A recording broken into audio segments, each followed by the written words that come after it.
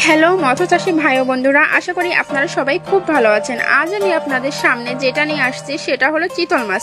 3 থেকে 4 মাসের ভেতরে কোনো মাছে যদি লাভ করতে চান তাহলে সেটা হলো চিতল মাছ। চিতল মাছ অতি অল্প সময়ে একদম ফ্রিতে সস্তায় চাষ করতে পারবেন, কেননা চিতল মাছ আপনার কখনো টাকা দিয়ে কেনা খাবার খায় না। অর্থাৎ এটা কি খাবে? পুকুরের অবাঞ্ছিত মাছ, যেমন মলা ঢেলা, দেশি তেলাপিয়ার বাচ্চা, পুঁটি মাছ, মায়া মাছ, এগুলো খেয়েই বড় হবে এবং খুব দ্রুত বাজারজাতকরণ করা যায়, কারণ এটা নদীর মাছ, বিধায় দ্রুত বড় হবে। আপনি যদি চিতল মাছ চাষ করতে চান তাহলে সব থেকে বেটার হবে 5 থেকে 6 ইঞ্চি মাছটা ছাড়লে।